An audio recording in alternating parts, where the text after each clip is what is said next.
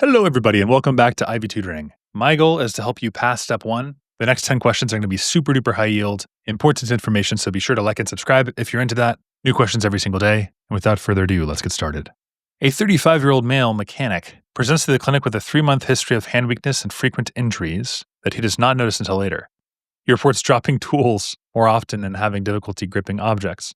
Neurological examination reveals bilateral loss of pain and temperature sensation on his hands and his forearms, along with muscle wasting and decreased strength in the intrinsic hand muscles. Deep tendon reflexes are diminished in the upper limbs, but normal in the lower limbs. MRI of the cervical spine is performed. Which of the following is most likely the cause of the symptoms?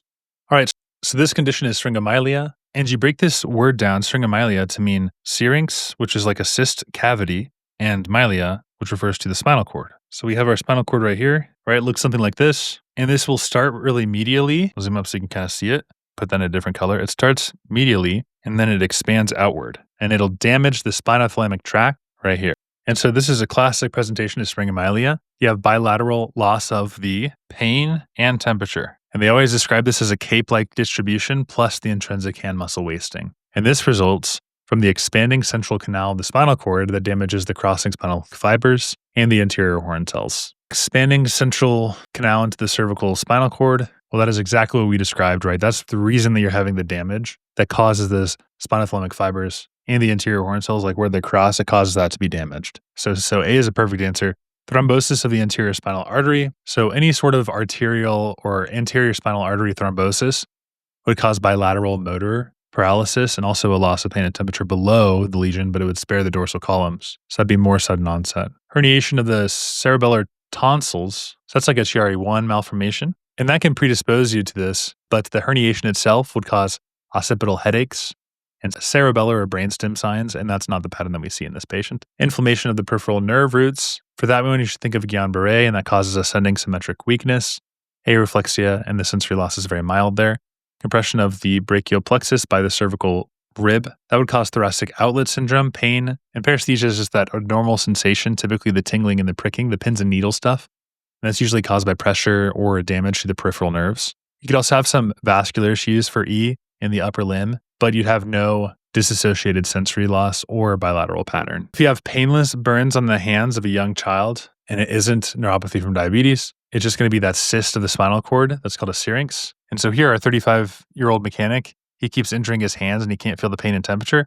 And on exam, he has bilateral loss of pain and temperature in a cape-like distribution with wasting of his intrinsic hand muscles. And that tells us that the lesion sits right at the middle of the cervical spinal cord. And so the imaging of where that crosses the spinothalamic fibers in the anterior horn cells is where the lesion is expanding. So that's Syringomyelia. So the bottom line is cervical myelopathy from central canal expansion causes hand weakness and a sensory loss in this patient in the cape-like distribution through the spinothalamic tract because the syrinx is expanding medially, or rather it's medial and it's expanding out. All right, we're gonna have a really good question to really just drive this home. So here I've got a cross-section of the spinal cord, and we are told about a 40-year-old man who's brought to the emergency department after he's found unresponsive at home. On examination, he rouses to painful stimuli but is otherwise confused. His temperature is 98.6, blood pressure is 130/85, pulse is 88, and respiratory rate is 14. Neurologic examination reveals that he has diminished pain and temperature sensations on the left side of his body below the T6 dermatome. But crude touch sensation is intact. There's normal proprioception and vibration sense. Motor function is intact. Throughout, MRI of the thoracic spine shows an isolated lesion affecting a specific tract on the right side. Which of the following best describes the affected tract? It's going to be this guy right here, which is the right lateral spinothalamic tract.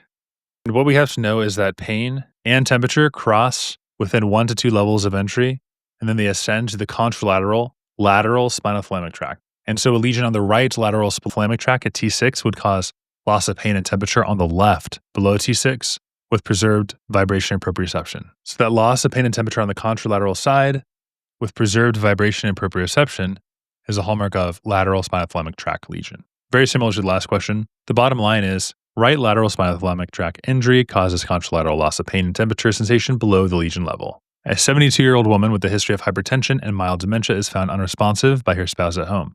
She was last seen in her usual state of health the night before. In the emergency department, she regains consciousness and reports a severe headache.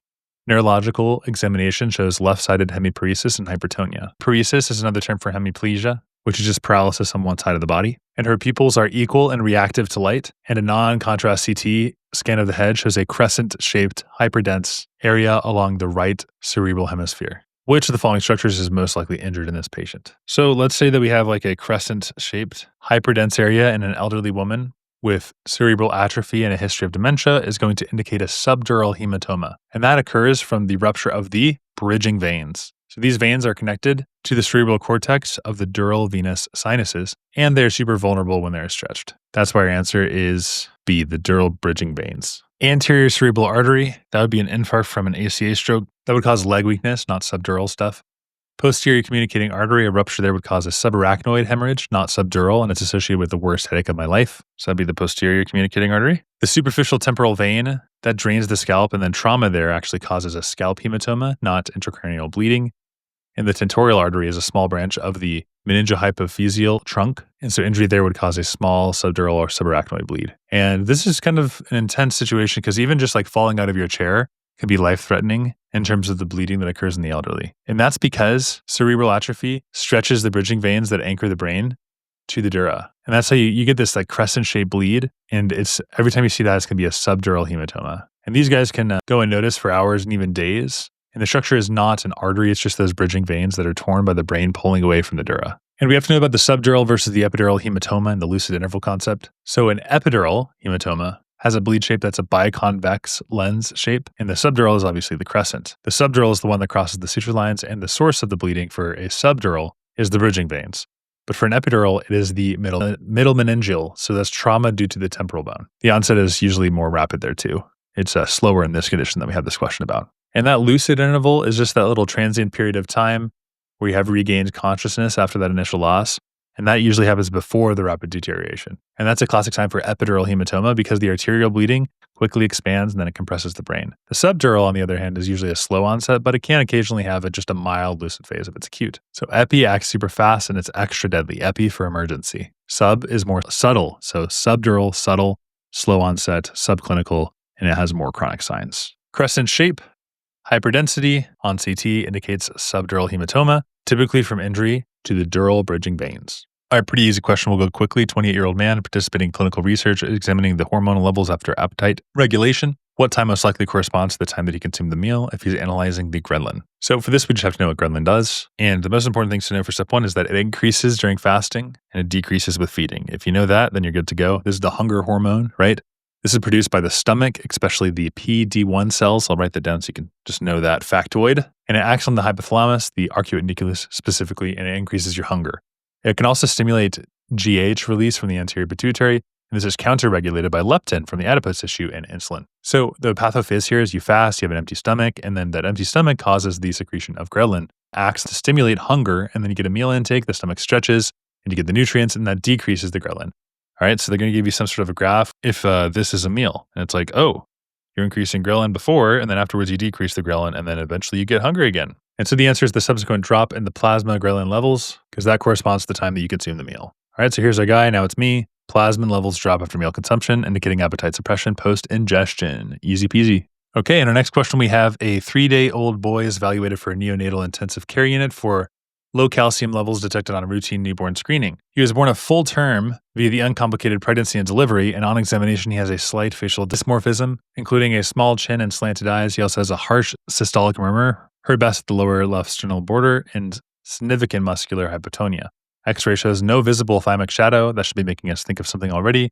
Further genetic analysis reveals a 46XY karyotype, which the following is the most likely genetic mechanism causing this person's condition. Okay, so nice little question stem there.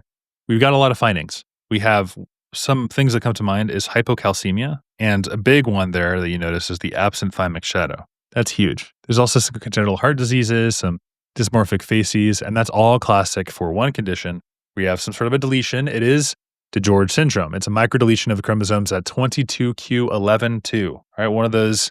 If you guys don't know what to set for your password, then pick some random numbers, maybe call it DGS and then 22q11.2, and you'll be safe forever, right? You just have to memorize all these random numbers, but this is a deletion, right? It's not a non-disjunction or translocation, and so the answer is going to be deletion. Really quickly, a non-disjunction, that's going to be a trisomy like Down syndrome or Turner's, not DiGeorge. Paracentric inversion That's a rare chromosomal arrangement. It's not associated with the syndrome at all. And Robertsonian translocation would be familial Down syndrome. That's the 1421 guy.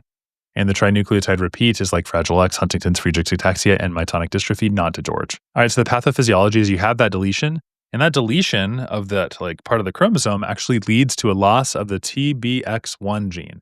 And that causes defective third and fourth pharyngeal pouches. And then if you don't have your third and fourth pharyngeal pouches, well, that's going to cause some problems with thymic stuff. You have thymic aplasia and parathyroid hormone aplasia. So you have decreased PTH and decreased calcium subsequently. All right, so that's the cascade. And the neural crest migration defects cause a conal truncal heart abnormality. And the conal truncal just means any congenital heart defect that is characterized by the abnormal development of the outflow tract and the great vessels. So you should think of like tetralogy of flow, transposition of the great arteries, and truncus arteriosus, and double outlet ventricles.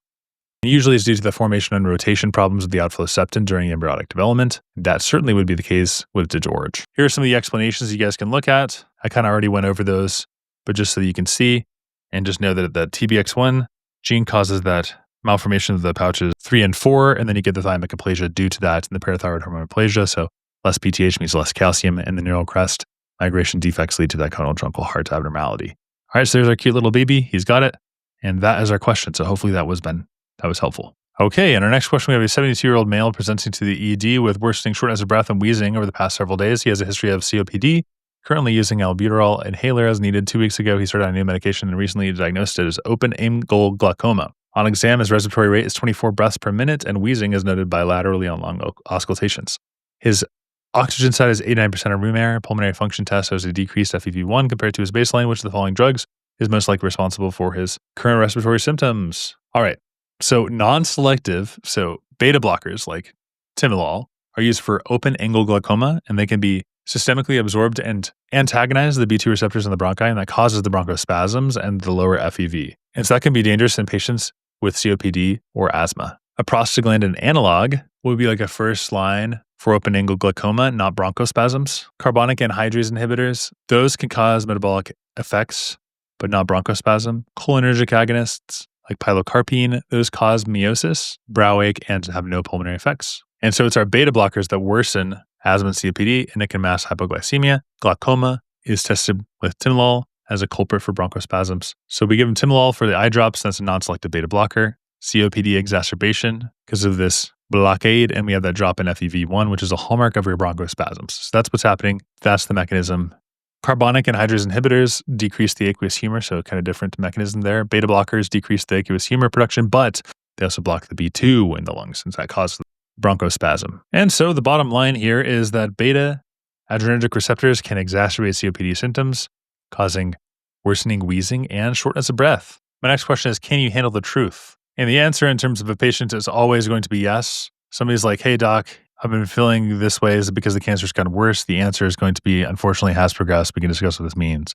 Always break the bad news truthfully. Don't beat around the bush. Don't just ask endless questions. Ultimately, you have to convey things. Also, pay attention to question marks in these stems, okay? Whenever they ask a question, you have to answer that question in your answer. That's my biggest tip for this ethics. So honest communication is the most important. So look at me, I'm talking to you right now. I would turn to this person like I'm doing now, and I would say, look, yes, the cancer has progressed. You have to be honest about that because that was her concern, and that's how you do this question. All right, here we have a 22-year-old woman who presents to the emergency department with a sudden onset of swelling around her eyes and her lips. She reports a similar episode in the past, often minor illnesses. She's known allergies. Physical examination shows non-pitting, non-pruritic facial edema, so she already know what this is. This is decreased C1 esterase inhibitor levels because this is hereditary angioedema. You have the recurrent episodes of non-pruritic angioedema with abdominal pain, and low C4 indicates that there's C1 esterase inhibitor deficiency that causes the bradykinin-mediated angioedema. All right, these other answers are good too. Defective phagocyte NAD. pH oxidase, that's going to be chronic granulomatous disease. That's recurrent bacterial and fungal infections, not angioedema. Loss of alpha galactosidase A activity, that'd be Fabry disease, because the fairy gets around the world. Fabry, galactosidase, that's how I remember that one. Angiokeratomas, neuropathy, renal stuff, not angioedema would be seen in that condition. So renal stuff, not angioedema. And that is our answer. C, D, excessive HMB synthase activity. So that's acute intermittent porphyria.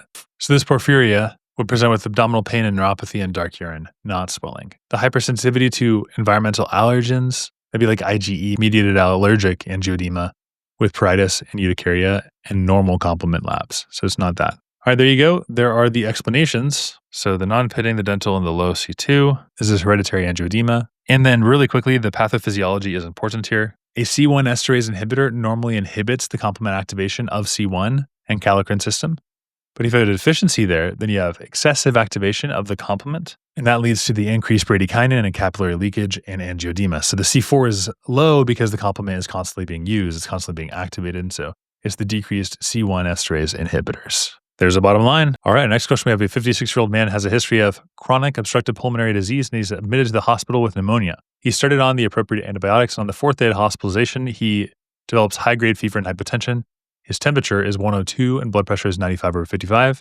Blood clusters are drawn and eventually show Klebsiella pneumoniae. A complete blood count shows the following: hemoglobin at 12.5, white blood cell count at 200 with 92% lymphocytes and 4% monocytes, and a platelet count of 150K. And this patient is found to have severe neutropenia. Which of the following is most likely the reason for this patient's increased susceptibility to infections?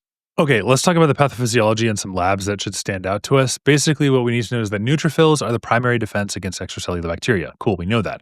And you have severe neutropenia, that's anytime it's below 500, you have a high risk for gram-negative septicemia. Septicemia is just a fancy word for like blood poisoning, especially it's caused by like a bacteria and their toxins. And so the lymphocytes are intact, as seen on the CBC, and there's antibody and T cell functions that are relatively normal.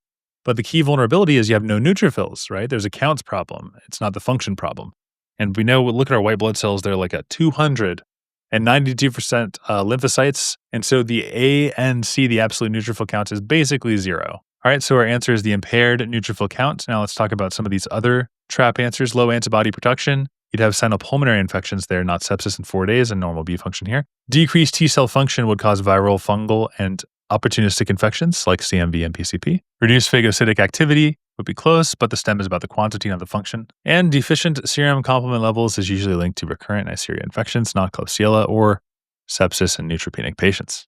And some causes, some associations that we should know here is like bone marrow suppression from drugs like chemotherapy or antibiotics, like chloramphenicol, which is used against things like typhoid fever, would cause neutropenia. And that's when you have low neutrophils in the blood, so increased susceptibility to infection. And sepsis-induced neutropenia can occur in hospitalized patients, and neutropenia can also cause your viral and fungal infections. So those are some associations that you should know. And that gram-negative stuff is because of the lack of the neutrophils. And so the bottom line of our nice little story right here is severe neutropenia significantly increases infection risk due to impaired neutrophil count. In this next question, we got a whole lot of labs. Basically, there's a 62-year-old man who has a history of diabetes and hypertension, presents in the emergency department with confusion and generalized weakness over the past 2 days. He has poor appetite and increasing fatigue, and he denies any chest pain, shortness of appetite, and increasing fatigue. He denies the chest pain, shortness of breath, and abdominal joints. Sorry, I read that too quickly. Let me read that again.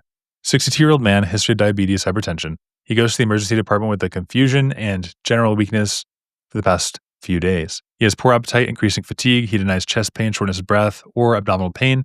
His medications are metformin and lisinopril. On examination, vital signs are temperature at 98.6, pulse at 92, respiration rate at 16 per minute, and blood pressure is at 150/88. He is disoriented to time and place, but he follows simple commands. And then we have tons of nice little labs here, okay? So which of the following is most likely the cause of this patient's symptoms? Okay, so basically the story made short is there's confusion, disorientation. There's a very high BUN to creatinine ratio. There's anemia, which involves a low EPO, and also metabolic acidosis, and there's normal vitals, and there's no hypoglycemia, and it's often seen in diabetics and hypertensives with, what do they have? CKD. Okay, so the answer is going to be uremic encephalopathy, and let's explain exactly why. So let's start here with our pathophys. I feel like I need like a theme song when we do the pathophys of each question. It's pathophys time. Basically, we have the kidney function first. That starts to fail because of the accumulation of the urea, the creatinine, and other nitrogenous wastes. All right, so all that nitrogen just whoops, waste, the kidney damaged. And then these toxins interfere with the neuronal mechanisms and the metabolism. And so then you get reversible encephalopathy and confusion and altered mental status. All that waste because of the failure of the kidney caused the encephalopathy and the confusion. And that you can improve this with renal replacement therapy, dialysis. So you also see the high BUN seen in diabetics and hypertensives with CKD. All right, why is it not DKA then, huh? Well, DKA is usually in younger patients, and it would usually have a lower pH and high anion gap with the ketones and rapid breathing. You don't see that here, so that's why it's not the answer. Hyperosmolar, hyperglycemic state, that would require hyperglycemia and dehydration, and glucose is not provided, but the symptoms don't fit that. Hypoglycemia, No glucose is provided, but the normal vitals and the fact that he's like alert enough to follow commands make this less likely. Hepatic encephalopathy. There's no history of cirrhosis or liver disease, so that's not the answer. So here's the bottom line. Confusion and weakness in a diabetic patient and elevated creatinine suggest uremic encephalopathy as the most likely diagnosis. If this was helpful for you guys, please like and subscribe. I'm just trying to help you guys pass step 1, new questions every single day. And later on, not just step 1, but step 2, step 3, and all things medical. So if you're interested in that, the videos are only going to improve over time, especially if you guys like and subscribe. We'll see you guys in the next video.